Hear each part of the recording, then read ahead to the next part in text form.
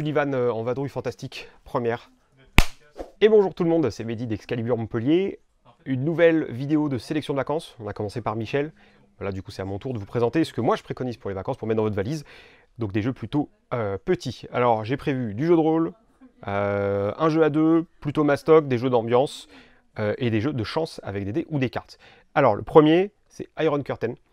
Un jeu à deux qui va vous faire fondre le cerveau. On vous jouez l'URSS ou les USA qui vont tenter de gagner leur lutte d'influence. Ça se joue avec 18 cartes, 20 cartes, pardon, 50 cubes, 25 verts, 25 bleus et 25 rouges, pardon. Et il faut prendre le plus de territoire possible en respectant les contraintes de cartes, sachant que selon ce que vous jouez, bah, c'est l'adversaire qui va peut-être déclencher une action. Donc c'est vraiment très très bon. Et vraiment, ne sous-estimez pas le jeu, il est très bien. Et pour 10,50, bah, un jeu de cette qualité-là et de cette profondeur-là, c'est imbattable.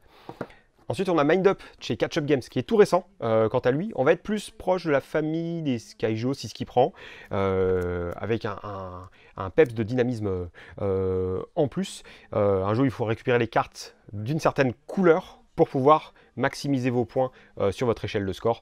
3 manches, on joue 7, 8 et 9 cartes. Super efficace, super bien. On vous l'explique plus volontiers au magasin, mais vraiment très belle réussite de chez Catch Up, en tout cas. Alors forcément, on parlait avec Iron Curtain de ce genre de choses, là on va passer à toujours chez les soviets, avec Soviet Kitchen de chez Igari. Il fallait un jeu de l'ambiance, ça joue jusque 6, et c'est un jeu qui va jouer avec une application mobile. Alors attention, il faudra la télécharger avant, après il faudra juste passer les cartes au-dessus de votre appareil photo pour y jouer. Il va falloir reproduire des plats, mais être exact en termes de couleur.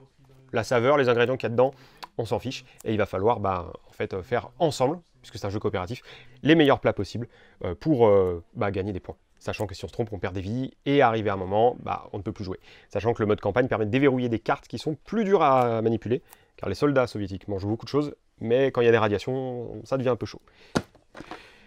Et après, High Score, un jeu de dés diabolique, sorti chez Yellow, qui va se jouer jusque 5, ça va être une vingtaine de minutes de partie. Il va falloir faire le plus gros score pour gagner 3 points de victoire, ou sinon 2 et 1 point de victoire par manche. On va jouer 7 manches, il y a une carte par manche qui va vous expliquer comment lancer les dés, comment gagner des points, et quelle est la valeur de la phase 6, puisque du coup elle est remplacée par un tourbillon.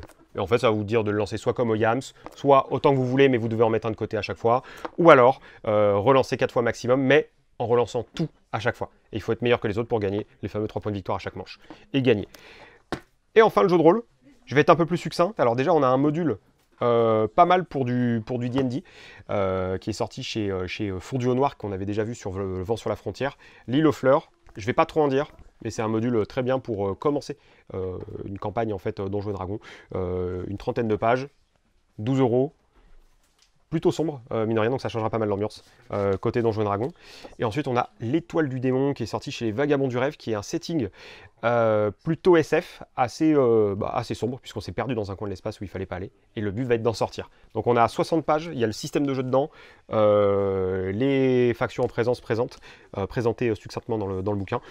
C'est très bien pour transporter pour l'été, pour faire jouer sur le pouce. Et enfin, le tout récent Zombicide Chronicles, qui va jouer dans l'univers du jeu de plateau. Zombicide, vous pouvez y jouer avec le matos de jeu de plateau ou pas, vous pouvez y jouer comme un jeu de rôle classique aussi.